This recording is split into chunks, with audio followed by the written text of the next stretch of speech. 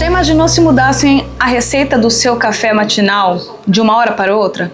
Nós brasileiros íamos ficar chateados. Agora imagine os americanos, que estão acostumados a tomar um café doce, ácido e que tem um aroma do Brasil na xícara. E eu te explico por que essa dúvida está pairando entre os norte-americanos. Recentemente, o presidente dos Estados Unidos, Donald Trump, disse que irá taxar os produtos brasileiros em 50%. O café é um desses produtos que entra nos Estados Unidos com muita força. Só para vocês terem uma noção, em 2024, os Estados Unidos importou do Brasil mais de 8 milhões de sacas de café.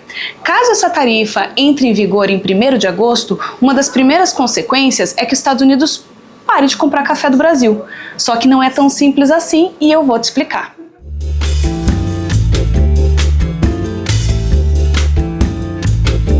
Deixa eu contar o contexto para vocês. É que os Estados Unidos é o maior comprador de café do Brasil e o Brasil, portanto, o maior fornecedor de café dos Estados Unidos.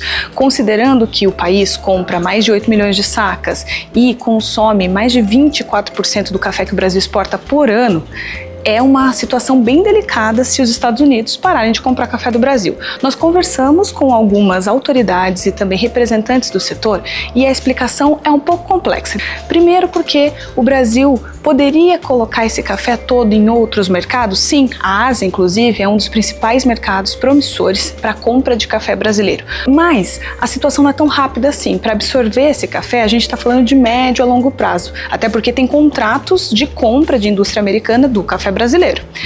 Uma segunda parte importante de notar é que o café norte-americano precisa do arábica do Brasil para dar aquele sabor que eu estava contando para vocês. Então, para mudar a receita do café não é fácil e levaria ao menos 5 anos para ir para o varejo, para o mercado, de uma maneira que o consumidor poderia sentir diferença no paladar.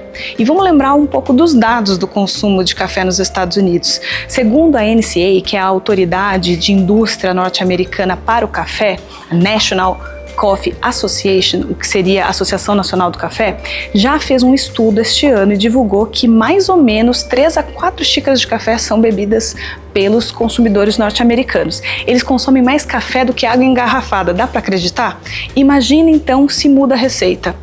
Vai ter aí um desconforto de consumo e isso pode diminuir o interesse do americano em comprar o café, afinal ele vai ter um café diferenciado. Estamos no ramo das especulações e das hipóteses, mas essas hipóteses têm preocupado os congressistas, os secretários de Comércio, Tesouro e Agricultura dos Estados Unidos. E claro, tem feito com que empresas brasileiras e autoridades brasileiras também estejam conversando com as entidades de café norte-americanas para que essa situação não se deflagre numa diminuição de consumo dos Estados Unidos.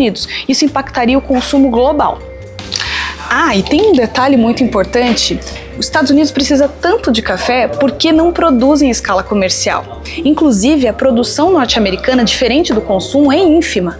Os Estados Unidos produz apenas 1% do café que entra e que está no país. Isso significa que há uma concentração das plantas de café. Essa concentração está no Havaí, acredita? E por que isso não acontece, a produção nos Estados Unidos? Afinal, teoricamente, o país tem dinheiro para investir em café. Tem 3 fatores principais: clima, geografia e estrutura de cadeia cafeeira. Aí é o Brasil que se coloca como única alternativa possível de abastecer os norte-americanos com café de qualidade e de escala comercial. E tem explicação técnica também. A Globo Rural apurou com o pesquisador João Pedro Quirino, da Fundação Procafé, que é uma das mais importantes requisitadas de pesquisa do grão no Brasil, que a produção nos Estados Unidos ela é limitada justamente pelas condições de clima. Olha só o que ele diz.